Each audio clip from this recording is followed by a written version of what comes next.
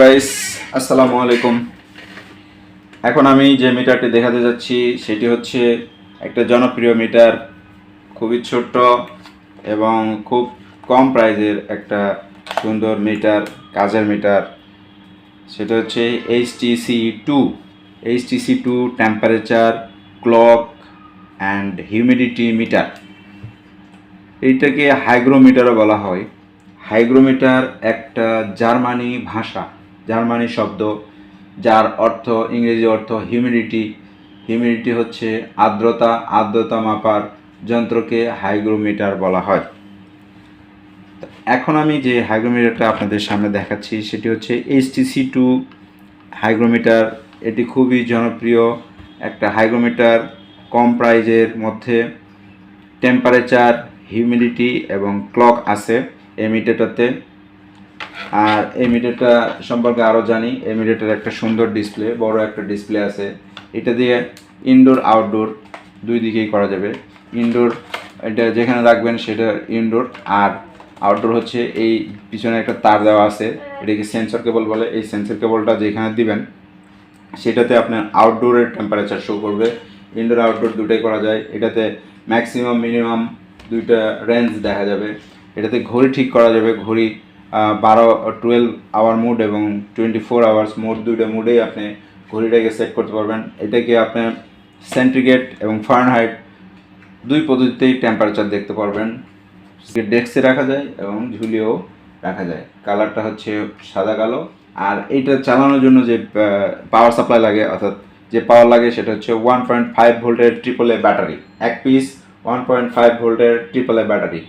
আর এই মিটারটার ওজন হচ্ছে 126 গ্রাম, মাত্র 126 গ্রাম। তো চলুন এটি কীভাবে চালাতে হয়, এর ভিতরে কি আছে আমরা প্যাকেটটা খুলে দেখি। এটা এরকম একটা প্যাকেটেই থাকে, ব্লিস্টার প্যাকেট। প্যাকেটটা খুললাম, প্যাকেটটা খুললে আমরা যেটা পাই, এর ভিতরে একটা ইউজার ম্যানুয়াল, এই যে ইউজার ম্যানুয়াল থাকে, একটা পেপার থাকে, ডাইমেনশন পেপার। এরপর হচ্ছে মিটারটা, এ হচ্ছে মূল মিটার, আর হলো একটা ব্যাটারি থাকে সাথে। এই হলো জিনিসপত্র।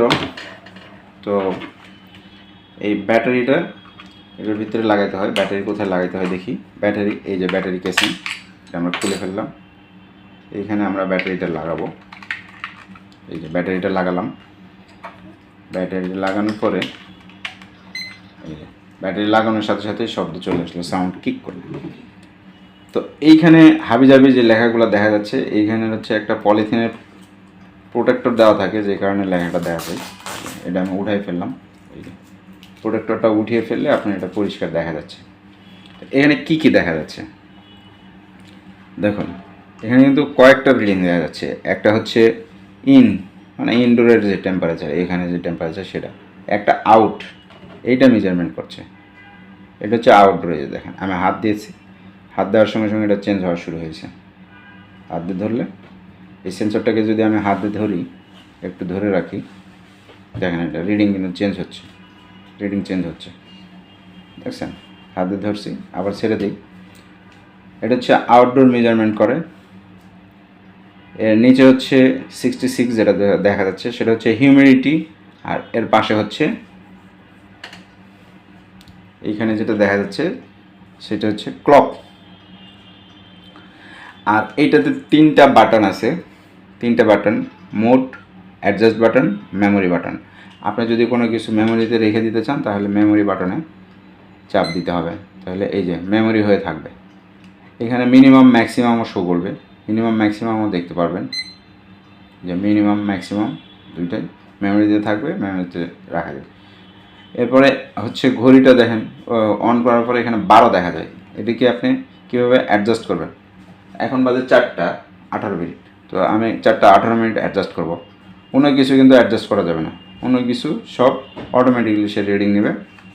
আপনার আবহাওয়ার উপরে, হাওয়ার ইয়ারে যে ময়েশ্চার আছে, যে টেম্পারেচার আছে, সেটা সে নিয়ে নেবে। তো এইখানে ঘড়িটা আমরা অ্যাডজাস্ট করি। অ্যাডজাস্ট করার জন্য যেটা করতে হবে, মোড বাটনটাকে চাপ দিয়ে ধরতে হবে। চাপ দিয়ে ধরলে এখানে মিনিটের যে ঘরটা সেটা বিপ করতে থাকবে। তখন আপনি অ্যাডজাস্ট অ্যাডজাস্টে চাপ দিয়ে অ্যাডজাস্ট করতে হবে।